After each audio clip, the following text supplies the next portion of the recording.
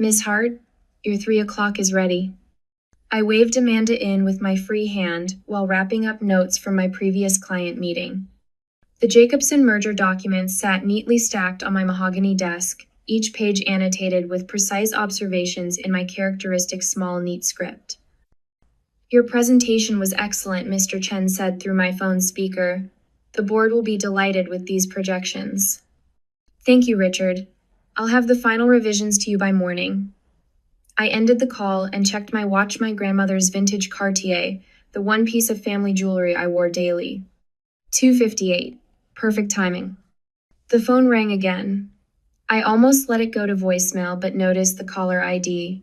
First Valley Bank. Probably about the Jacobson financials. Evelyn Hart speaking.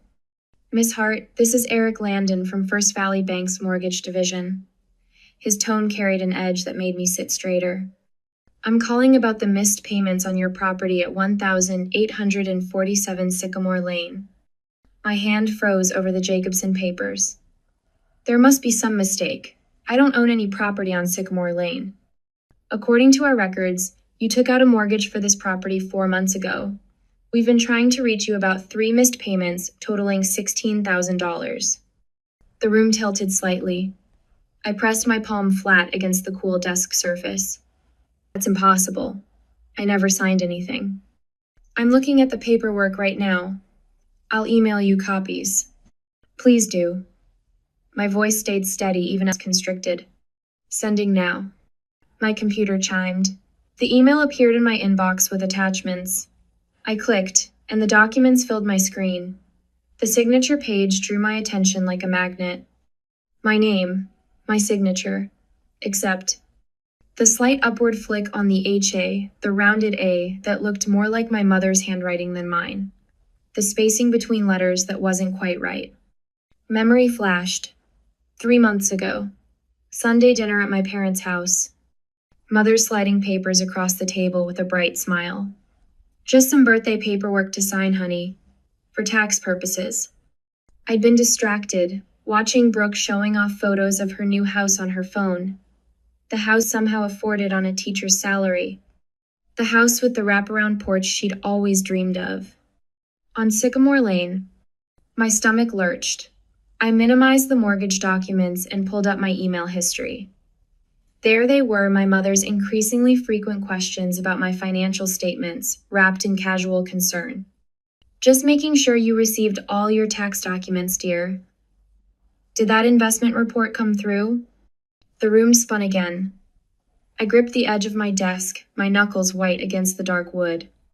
The signatures swam before my eyes, forged by the same hand that had written encouraging notes in my lunchbox, signed my report cards, penned birthday cards year after year.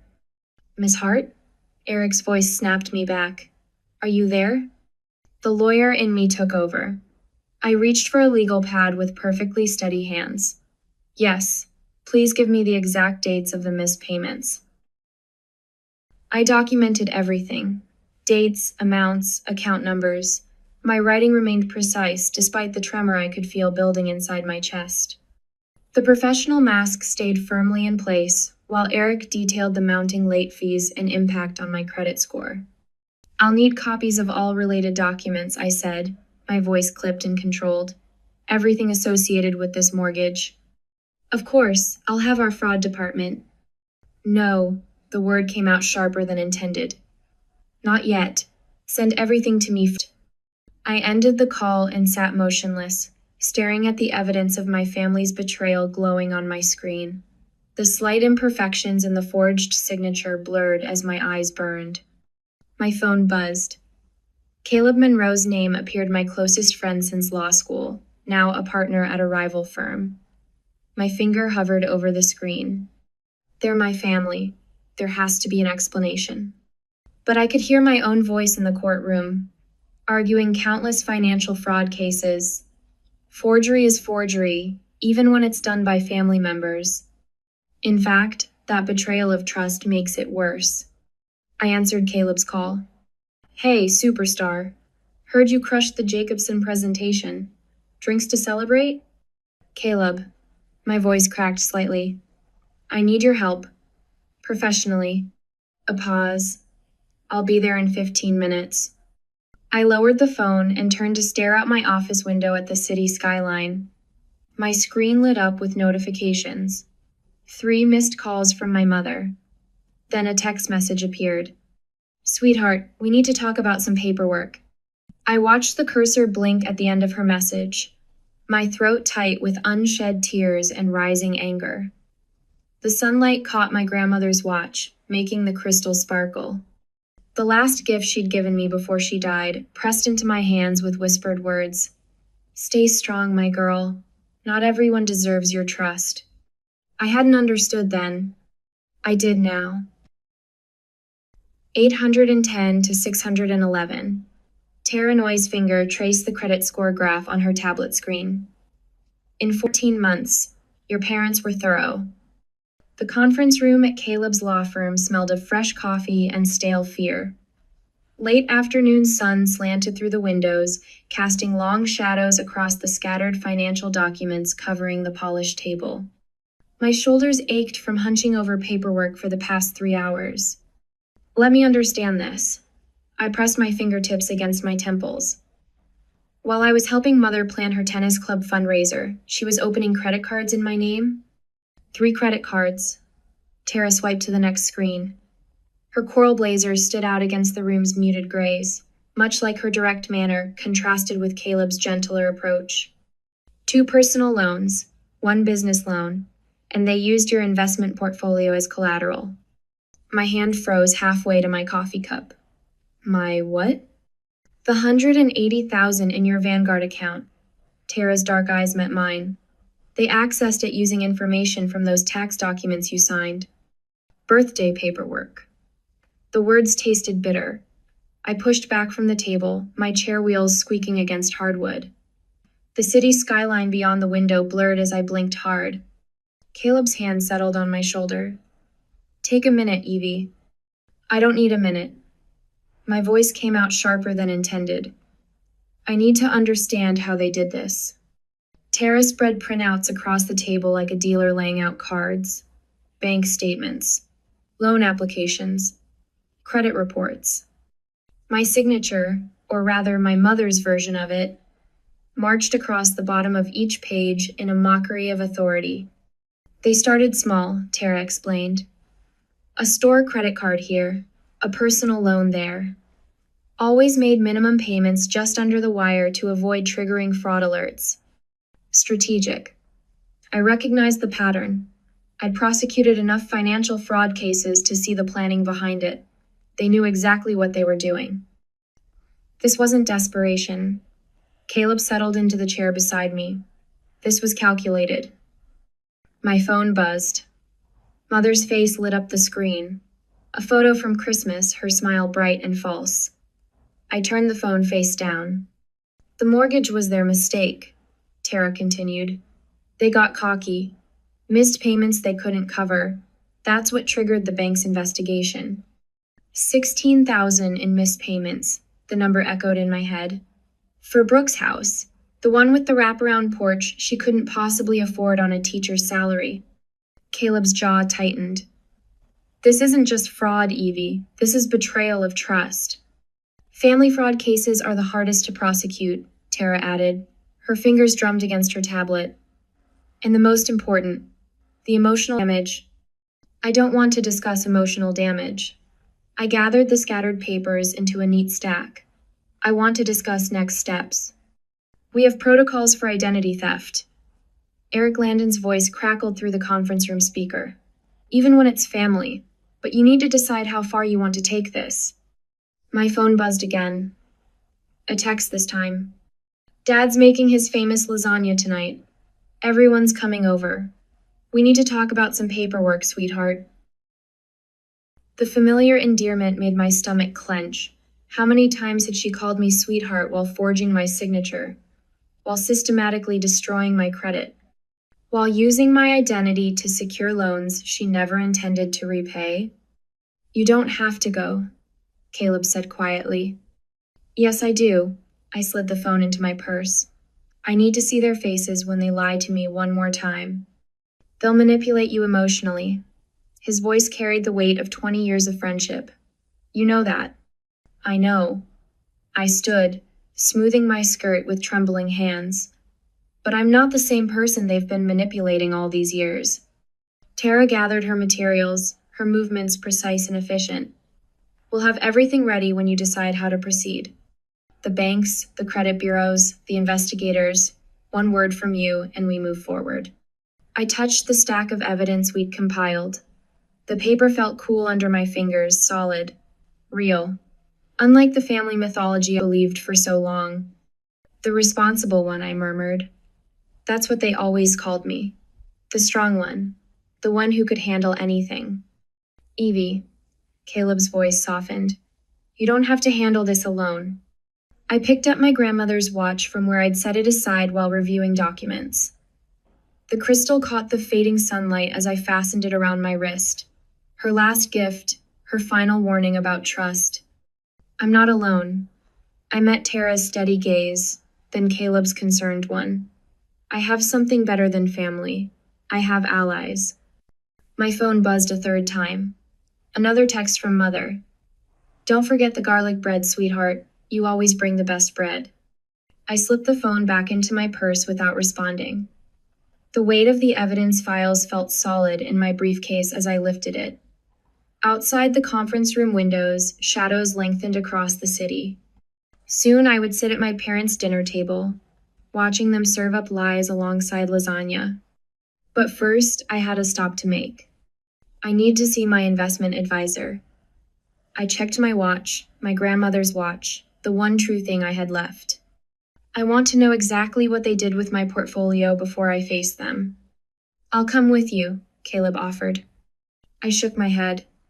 No, I need to do this part alone, but keep your phone on. Always. He squeezed my shoulder. Just remember, they're counting on your silence, on your sense of family loyalty. Family loyalty. I paused at the door, my hand on the cool metal handle. Funny how that only ever worked in one direction. The elevator doors closed behind me with a soft chime.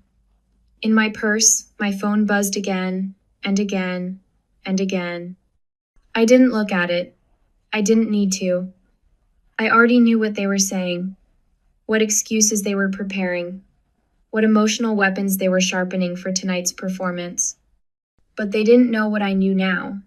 That strength isn't always about holding things together. Sometimes it's about letting them fall apart. Mother's lasagna scent wafts through the foyer, rich with garlic and oregano. The familiar aroma twists my stomach instead of welcoming me home. My fingers brush the documents in my shoulder bag, paper edges sharp against my skin. Evelyn. Mother glides toward me in her cornflower blue dress, arms outstretched. Her embrace feels like a trap. Perfect timing. Walter just pulled the garlic bread from the oven. The kitchen gleams with the kind of artificial perfection Mother maintains when she wants something. Crystal wine glasses catch the afternoon light. Father's special occasion tablecloth drapes the table, the one reserved for holiday dinners and important conversations. Brooke hovers by the window, her fingers worrying the stem of her wine glass. Her eyes dart to my bag, then away. Sit, sit. Mother gestures to my usual place. Walter, open that Cabernet you love. I remain standing. No wine. Father emerges from the kitchen, lasagna dish cradled in his oven-mitted hands. Steam rises from the perfectly browned surface. He sets it on the cork trivet with practiced care. There's my girl. His smile doesn't reach his eyes. Been too long since we had a proper family dinner. 3 months and 8 days. Since they forged my signature on a mortgage application. How's the Jacobson merger progressing? Mother ladles lasagna onto bone china plates. Her movements are too precise, too controlled. You mentioned the board presentation was... My bag weighs heavy against my hip. Inside, their forgeries and frauds wait like loaded weapons. The merger is fine. I watch Mother's hands as she serves the same hands that practiced my signature until they could replicate it. The board approved all projections. Of course they did. Father raises his wine glass. To my brilliant daughter. The crystal catches the light. like the glasses had 3 months ago when Mother slid those papers across the table. Just some birthday paperwork, honey, for tax purposes. My fingers find the documents in my bag. Time to end this performance. I pull out the mortgage papers and lay them on the pristine tablecloth. The bank's logo gleams black against white. The room goes still. Mother's serving spoon hovers over the lasagna. A drop of sauce falls, red against white china. Would anyone like to explain why there's a mortgage in my name for a house on Sycamore Lane? My voice stays quiet. Professional. The same tone I use in depositions. Brooke's wine glass hits the table too hard. Red liquid sloshes against crystal. Sweetheart. Mother's eyes fill with tears right on cue. The spoon settles back into the lasagna with deliberate care. We were just trying to help your sister. Help her by committing fraud? Don't be dramatic, Father's authority voice. The one that used to make me shrink inside myself. Sometimes families need to support each other. Support? The word tastes bitter. By forging my signature? Stealing my identity? I was going to lose my house. Brooke's voice wobbles. The bank wouldn't extend my loan. Mom and Dad said you wouldn't mind. You're always helping me anyway. The unity of their manipulation hits me like a physical blow. They planned this, rehearsed it. You're the strong one, Mother whispers. You can handle this. It's just money. Just money. Just my signature. Just my credit. Just my reputation. Just my trust. The weight of their expectations presses against my shoulders. The familiar burden of being the responsible one, the reliable one, the one who sacrifices. A lifetime of patterns crystallizes in this moment. The constant pressure to give more, fix more, accept more, for family. My chair scrapes against hardwood as I stand. The sound cuts through their web of justifications. Silence fills the room like smoke. I gather the documents with steady hands, each paper a betrayal, each signature a wound. Evelyn, please.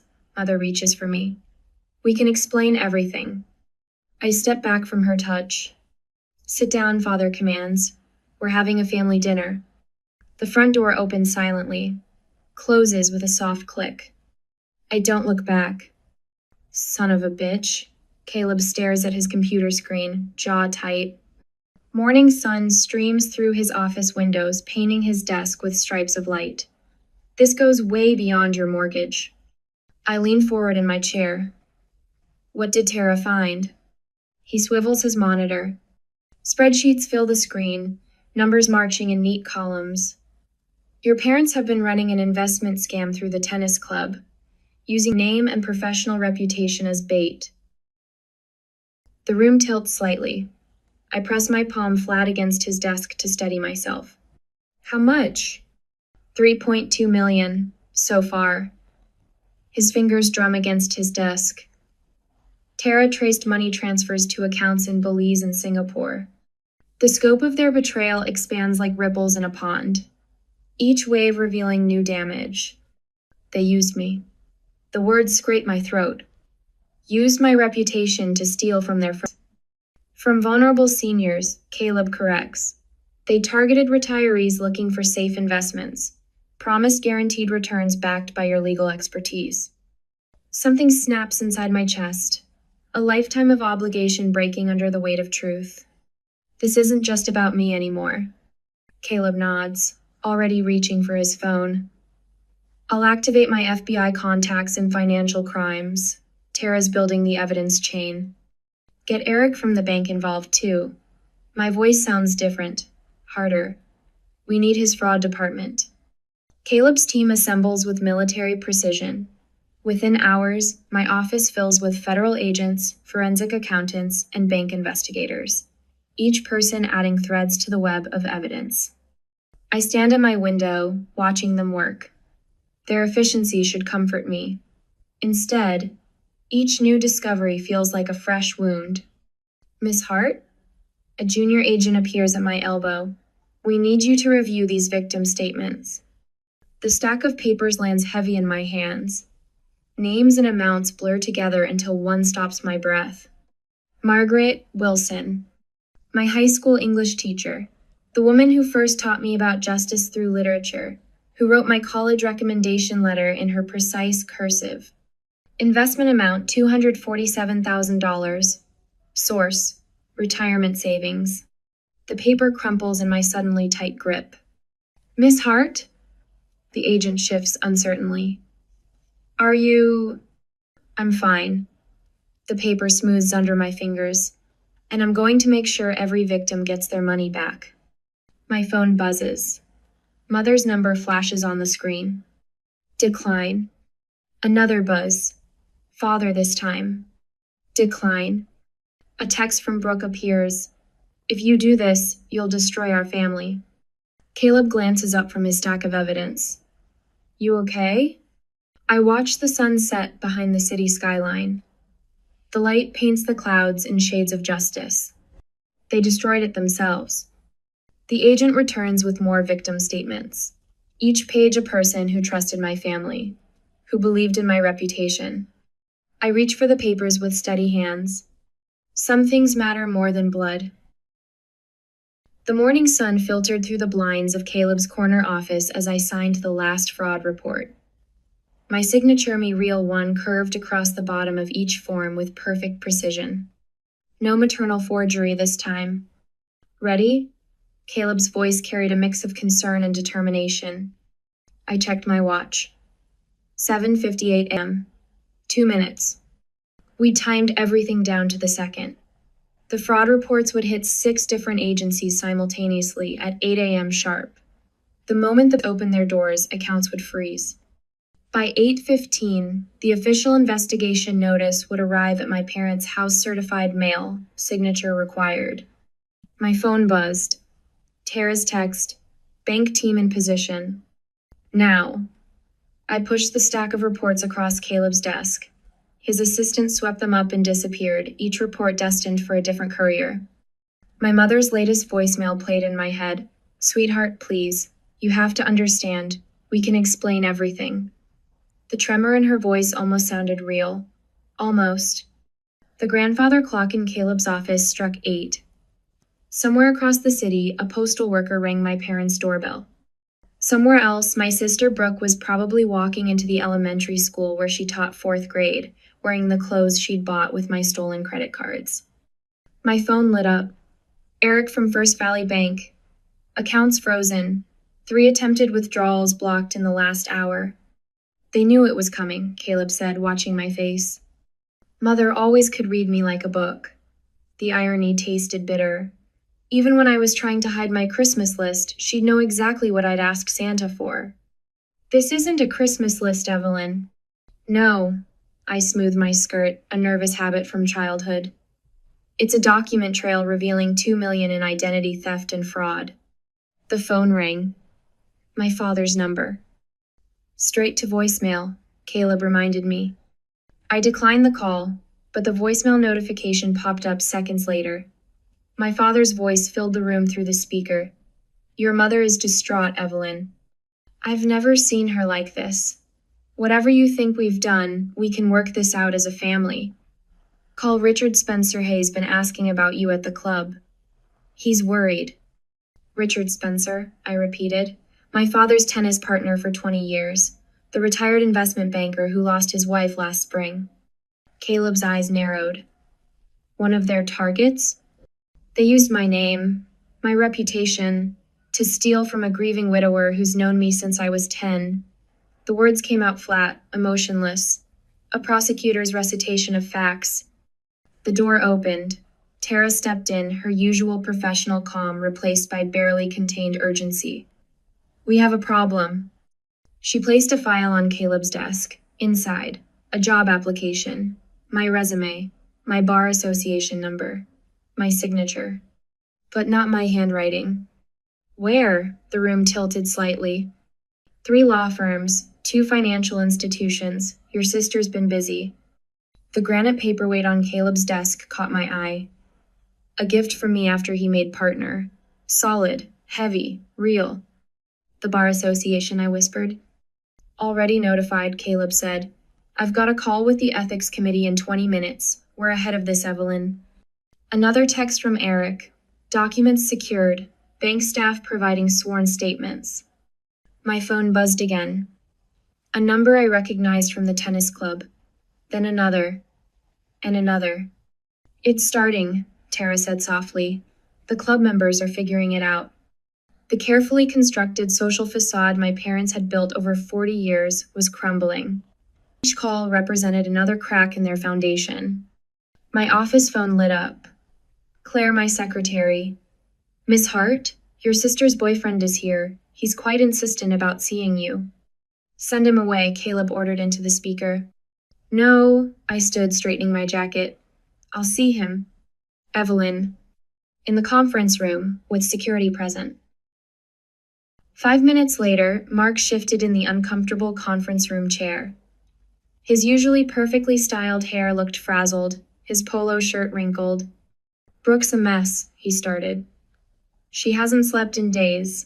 She says it was all a misunderstanding. A misunderstanding. The words came out soft, dangerous. Is that what she calls forging my signature, using my law license, stealing my identity? She didn't. I mean, your parents said, get out. He blinked. What? Get out. And tell my sister that if she comes near my office, my home, or my professional credentials again, the next notification will come from the district attorney. The conference room door clicked shut behind him. Through the glass wall, I watched him hurry past the security guard, nearly tripping over his own feet. My phone pinged. An email from my father's attorney. They won a deal, Tara said, reading over my shoulder. Of course they do. I closed the email without reading further. Mother's probably already planning how to pin everything on Dad. Right on cue, a text from my mother appeared. It was all your father's idea, sweetheart. I only went along because... I deleted it before finishing. Miss Hart? Claire again. Agent Thompson from the FBI is on line 1. They found something. The acid in my stomach churned. Put him through. His voice crackled through the speaker. Miss Hart, we've located a storage unit registered to your father. Multiple filing cabinets. Documents dating back 15 years. The room went silent. What kind of documents? Caleb asked when I couldn't. Account statements, loan applications, forged signatures. A pause. Different names, different states. My grandmother's Cartier watch felt suddenly heavy on my wrist. Her last gift, her last words. Stay strong, my girl. Not everyone deserves your trust. She'd known. Somehow, she'd known.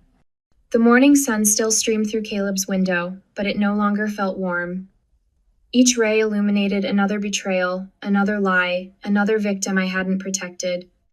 My phone lit up one final time. Brooke. I'll tell them everything, her text read. I can't do this anymore.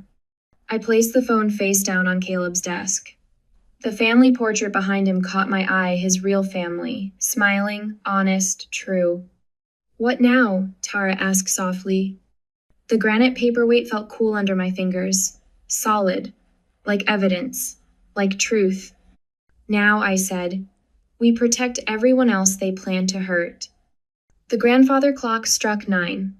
1 hour since the first reports were filed. 1 hour since I'd officially declared war on the people who'd raised me. The morning was still young, and I was just getting started. The marble steps of the federal courthouse rose before me, each one marking another beat of my heart. I adjusted my charcoal suit jacket, my grandmother's Cartier watch catching the morning light. Through the soaring columns, I spotted clusters of familiar faces from the tennis club, their silver hair glinting in the sun. Inside courtroom 314, the polished oak benches creaked with the weight of spectators. Mrs. Patterson, my former high school English teacher, caught my eye from the third row. The gentle tilt of her chin spoke volumes, the same encouragement she'd given me before debate tournaments 30 years ago. My mother, father, and Brooke sat in the front row of the defendant's section. Mother's perfectly coiffed hair couldn't hide the shadows under her eyes. Father's shoulders hunched beneath his expensive suit. Brooke twisted a tissue between her fingers, her wedding ring conspicuously absent. All rise. Judge Margaret Chen swept into the courtroom, her black robes billowing. The rustle of bodies rising filled the air. My spine straightened automatically as I took my place at the witness stand. Please state your name for the record. Evelyn Marie Hart. My voice carried to every corner of the hushed room. Mother's attorney, William Barrett, approached with practiced concern etched on his features. Miss Hart, isn't it true that your mother has always supported your career? That she attended every school play, every graduation? She attended them.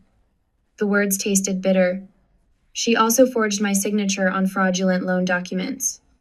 But surely you understand she was trying to help your sister? That's what families do. They help each other. Objection, argumentative, Caleb called from the prosecution table. Sustained. Barrett adjusted his tie. Your mother has expressed deep remorse. She's offered to make full restitution. With whose money? The question sliced through his careful narrative. The retirement savings she stole from Mrs. Patterson? The college fund she drained from the Jacobsons? He blinked, thrown off script. Father's attorney tried next, painting a picture of financial pressure, of a man desperate to maintain his family's standard of living. Mr. Hart never meant to cause permanent harm. He always intended to replace the funds, like he replaced my college savings when I was 16. The old wound surfaced, finally serving a purpose. That was his first practice run, wasn't it? Testing how far he could push before someone pushed back? A murmur rippled through the courtroom. Judge Chen tapped her gavel once. Brooke's attorney, fresh out of law school, attempted to salvage something from the wreckage. Your sister has always looked up to you. She's expressed genuine remorse. She expressed remorse after she got caught. I met Brooke's tear-filled eyes. Not when she was living in a house bought with my stolen identity. Not when she was interviewing for jobs using my law credentials. Not when elderly victims were losing their life savings. The defense tried one last strategy, presenting a united front of family love gone wrong. Barrett stood again, his voice gentle. Miss Hart, no one is denying mistakes were made, but surely this can be handled as a family matter, without... Love doesn't forge signatures. My words rang in the sudden silence. Family doesn't steal identities. What you did wasn't for love, it was for greed. Judge Chen's glasses caught the fluorescent light as she leaned forward. Mr. Barrett, I've heard enough about family matters. This court deals in facts. The facts show a sophisticated criminal enterprise that preyed on vulnerable victims, including the defendant's own daughter. The attempt to frame this as merely poor judgment within a family unit insults the intelligence of this court. She turned to my family. Walter Hart, please rise. My father stood, shoulders squared in one final attempt at dignity. This court sentences you to 17 years in federal prison, followed by 5 years of supervised release. You will make full restitution to all victims, beginning with your daughter, Joanne Hart. Mother's perfect posture crumbled as she rose. 14 years in federal prison, 5 years supervised release, full restitution. Brooke Hart Williams. My sister's tissue shredded between her fingers as she stood. 10 years in federal prison, 5 years supervised release, full restitution. The sharp rap of the gavel echoed through the courtroom. 2 U.S. Marshals stepped forward, handcuffs glinting. Evelyn, Mother's voice cracked as they led her past. Please. I remained seated, my back straight, my eyes forward. The woman who had forged my signature looked nothing like the mother who had taught me to write my name. Mrs. Patterson touched my shoulder as she passed. You did the right thing, dear. Other faces from the tennis club nodded as they filed out. The Jacobsons, the Wilsons, the Patels, people who had trusted my family's reputation. People I had protected by finally saying no. The courtroom emptied slowly. Caleb gathered his files, giving me space. When the last footsteps faded, I stood and walked to my office 6 blocks away. The late afternoon sun slanted through my windows as I opened my desk drawer. The birthday card sat where I'd left it 3 months ago. Mother's elegant handwriting asking me to sign just a few papers. I slipped into an evidence envelope, sealed the flap, and wrote in my precise script, "Case closed, with today's date." The city lights began to twinkle as I sat in my leather chair, finally allowing my shoulders to relax. The word strong floated through my mind, not my family's version of strength that meant silence, but my own definition. The strength to stand up, the strength to speak truth, the strength to protect others. A knock at my door interrupted my thoughts. "Miss Hart?" Amanda's voice was gentle. "There's someone here to see you. She says she needs help with a family fraud case." I touched my grandmother's watch, remembering her words about trust. Then I stood, smoothed my jacket, and walked to the door. The next chapter was waiting. The brass nameplate gleamed in the morning light. Evelyn Hart, Director of Victim Restitution Program. I traced my fingers over the engraved letters, still half expecting to wake up and find myself back in my old office, drowning in corporate mergers and acquisitions. But this was real. My new reality, 6 months after the verdict. The space around me reflected the transformation. Gone were the intimidating mahogany furniture and stark minimalist art. In their place stood welcoming chairs arranged in a circle, walls lined with resource pamphlets, and a small table offering water and tissues. A poster displayed warning signs of financial abuse in clear, practical terms. My grandmother's watch caught the sunlight as I straightened a crooked pamphlet. The crystal sparkled, reminding me of her final words. She'd known, somehow. Maybe she'd seen the same patterns I'd missed for so long. A framed letter hung beside my degrees, its simple classroom penmanship more meaningful than any Harvard diploma. Mrs. Peterson, my former English teacher, had written it after the restitution from my family's fraud scheme helped her keep her home. "Your strength gave others courage," she'd written. "You showed us it's never too late to stand up for what's right." The intercom buzzed. "Your dinner guests are here, Miss Hart." I checked my watch, 7 o'clock exactly. Some habits never changed, even if everything else had. Caleb, Tara, and Eric waited in the lobby, looking relaxed in casual clothes instead of their usual courtroom attire. Caleb's grin widened as I approached. "Look who's leaving the office at a reasonable hour," he teased. "First time for everything." I grabbed my coat. "Antonio's?" The Italian restaurant's brick walls and checkered tablecloths felt worlds away from the sterile conference rooms where we'd built our case. A candle flickered between us as the waiter poured wine. Caleb raised his glass. "To chosen family." The words settled in my chest, warm and right. We clinked glasses, our smiles genuine instead of the polite masks we'd worn through months of legal battles. "Speaking of family matters," Caleb said, pulling out his phone. "Check your email. First round of restitution payments went through today." I set down my fork. "Already?" The timeline suggested. "Let's just say some of us put in extra hours to expedite things." He shrugged, but his eyes sparkled. "Your former clients deserve that peace of mind." "Thank you." The words felt small against the magnitude of their support. The next morning, I faced my first support group. 8 people sat in those carefully arranged chairs, their faces reflecting the same shock and hurt I'd felt that day in my office, staring at forged documents. "I should have known," an elderly man whispered, twisting his wedding ring. 50, 2 years of marriage, and she emptied our accounts for some online scammer. My Laura. "You didn't fail her," I said softly. "She failed you. There's a difference." Heads nodded around the circle. They'd all heard the same excuses I had. Family obligation, special circumstances, just this once. Back in my office, I pulled out my phone, thumb hovering over my mother's final text. "We can fix this. Please, for family." Delete.